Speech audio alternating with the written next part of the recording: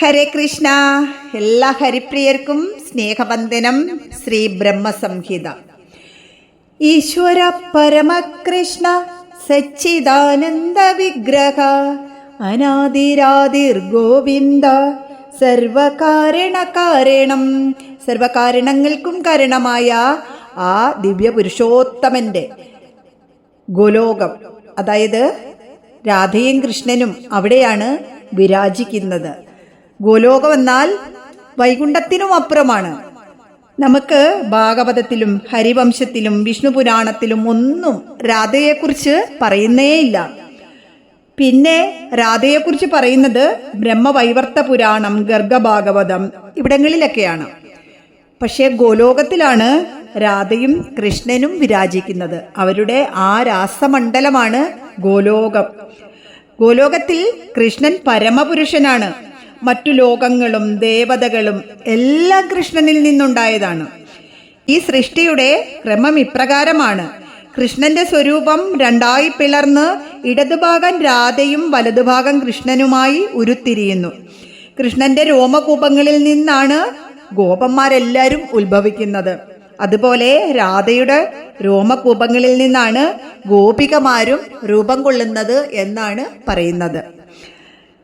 ഗോലോകത്തില് അനേകായിരം ഗോക്കളുണ്ട്. ആ ഗോക്കൾക്കും ഗോപികമാർക്കും ഗോപന്മാർക്കും എല്ലാം 33 കോടി ദേവന്മാരെക്കാളിലും പ്രാധാന്യമാണ് ഗോകുലത്തില്. അതാണ് ഗോലോകം. ആ ഗോലോകത്തില് നമുക്കും പോകണം. ബ്രഹ്മസംഹിത കേൾക്കുകയും പഠിക്കുകയും ജപിക്കുകയും ഒക്കെ ചെയ്യുമ്പോൾ ആ ഗോലോകധാമത്തെ നമുക്കിങ്ങനെ നമ്മുടെ ഹൃദയപത്മത്തിൽ അനുഭവിക്കാനായിട്ട് സാധിക്കും. എന്തൊരു ആനന്ദമാണെന്നോ ആ ഒരു ശ്ലോകം ജപിക്കുമ്പോൾ. എല്ലാവരും ജപിക്കുക, കേൾക്കുക, പഠിക്കുക. നമുക്ക് ജന്മജന്മാന്തരങ്ങളിൽ ചെയ്ത പാപങ്ങളിൽ നിന്നെല്ലാം മുക്തി നേടി ആ ഗോലോകധാമത്തിൽ നമ്മുടെ ഭഗവാൻ ശ്രീകൃഷ്ണനോടൊപ്പം രാധാദേവിയോടൊപ്പം നമുക്കും ആനന്ദിക്കാനായിട്ട് സാധിക്കും. ഹരേ കൃഷ്ണ. ശ്ലോകം 17, അതായത് നമ്മുടെ ഈ പുസ്തകത്തിൽ 44-ാമത്തെ ശ്ലോകമായിട്ടാണ് വരുന്നത്. ഹരേ കൃഷ്ണ. സൃഷ്ടിസ്ഥിതിലയ സാധന ശക്തിരേഖ ഛായേവ യസ്യ ഭുവനാനി ബിഭർത്തി ദുർഗാ ഇച്ഛാനുരൂപമപി യസ്യ ച ചേഷ്ടതേ സാ ഗോവിന്ദമാദിപുരുഷം തമഹം ഭജാമി. സൃഷ്ടിസ്ഥിതിലയ സാധന ശക്തിരേഖ ഛായേവ യസ്യ ഭുവനാനി ബിഭർത്തി ദുർഗാ ഇച്ഛാനുരൂപമപി യസ്യ ച ചേഷ്ടതേ സാ ഗോവിന്ദ ആദിപുരുഷം തമഹം ഭജാമി. ഈ സൃഷ്ടിസ്ഥിതിലയങ്ങൾക്ക് കാരണഭൂതയായ ദുർഗ എന്ന ശക്തി യാതൊരു ഭഗവാന്റെ പ്രതിബിംബമായി നിന്നുകൊണ്ട് ഭൗതിക ലോകങ്ങളെ ധരിക്കുകയും ഭഗവാന്റെ ഇച്ഛാനുസരണം പ്രവർത്തിക്കുകയും ചെയ്യുന്നു.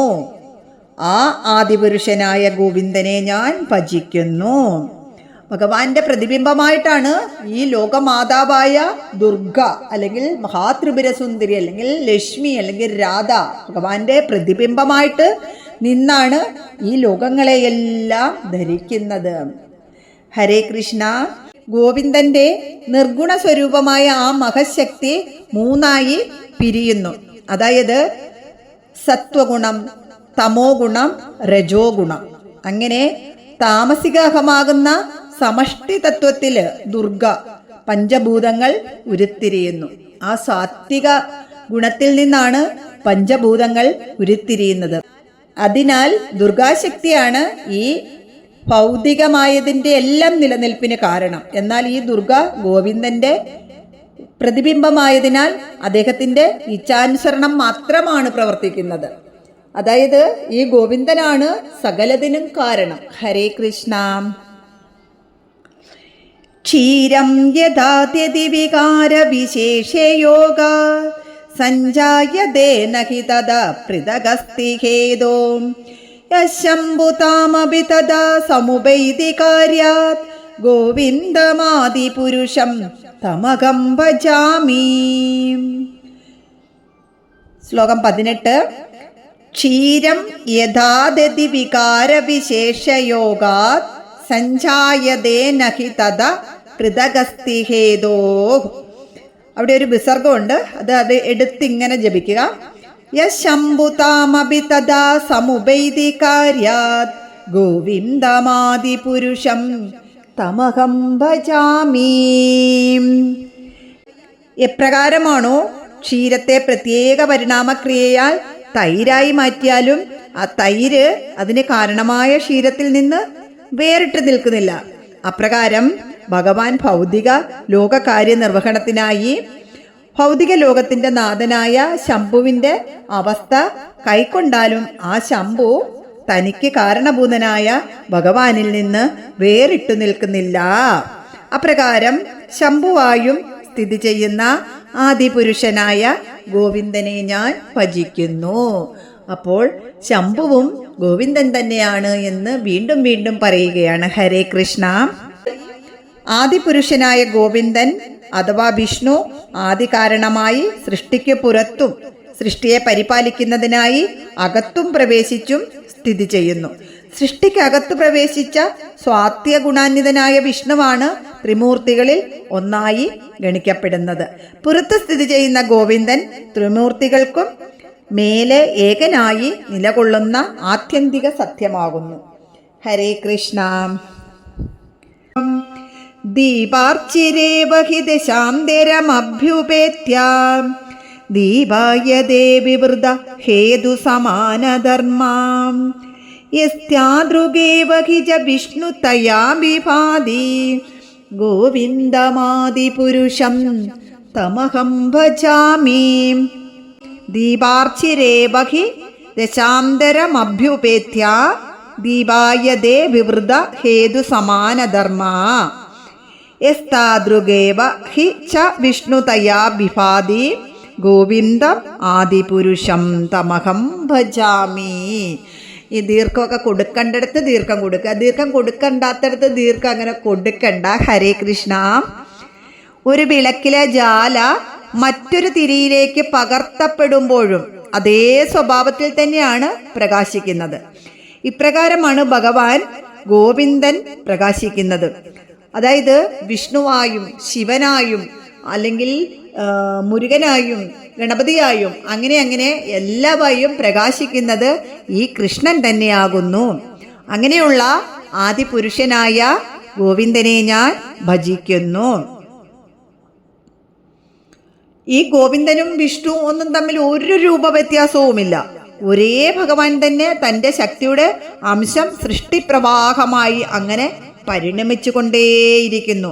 വൈകുണ്ഠവാസിയായ വിഷ്ണുവായും പ്രേമ പ്രവാഹമായി ഭക്തർക്കൊപ്പം ഗോലോകത്തിൽ വസിക്കുന്ന ഗോവിന്ദനായും ഈ ലോകത്തിൽ മുഴുവൻ പ്രകാശം ചൊരിഞ്ഞുകൊണ്ട് നിൽക്കുന്ന ആ ആദിവിരാട് പുരുഷനായ ഗോവിന്ദനെ ഞാൻ ഭജിക്കുന്നു. ഹരേ കൃഷ്ണ.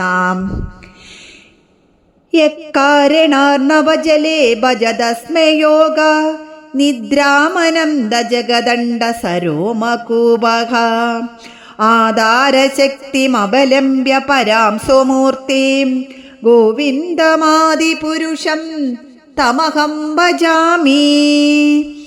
യക്കാരണാർണവജലേ ഭജതസ്മേ യോഗ നിദ്രാമനന്ദ ജഗദണ്ഡ സരോമകൂപഃ ആധാരശക്തിമവലംബ്യ പരാം സ്വമൂർത്തിം ഗോവിന്ദമാദിപുരുഷം തമഹം ഭജാമി.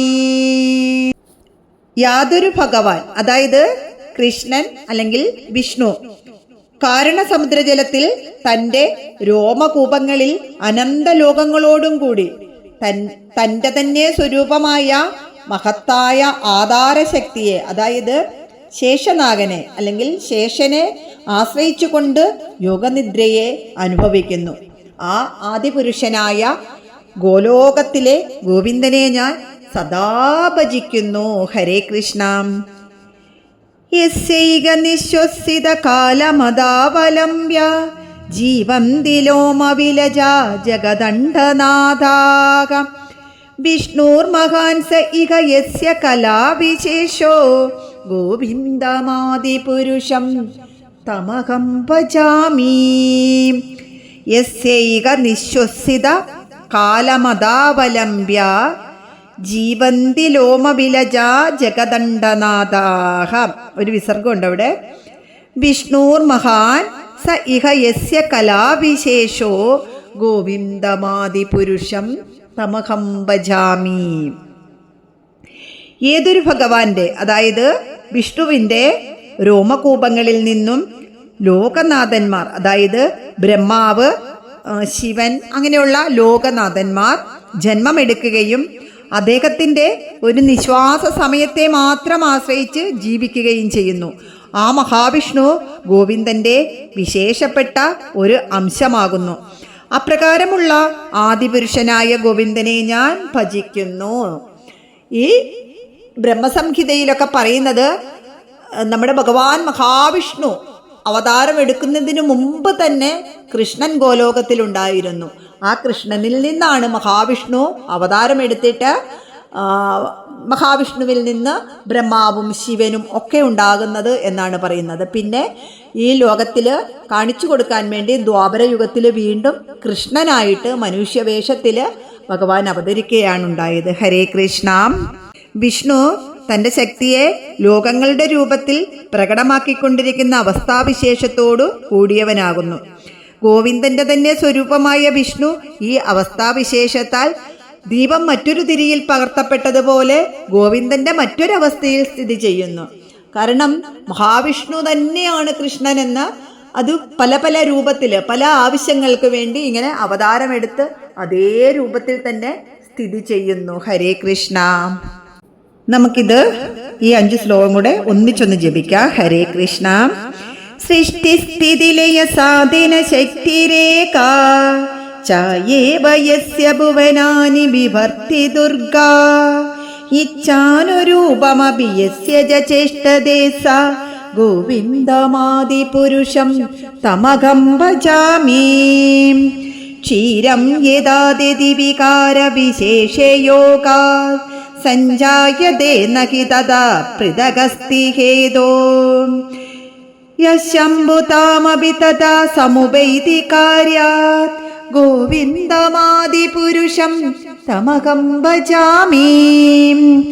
ദീപാർച്ചിരേവ ഹി ദശാന്തരമഭ്യുപേത്യ ദീപായതേ വിവൃതഹേതു സമാനധർമാ യസ്താദൃഗേവ ഹി ജ വിഷ്ണുതയാ ബിഭാതി ഗോവിന്ദമാദിപുരുഷം തമഹം ഭജാമി.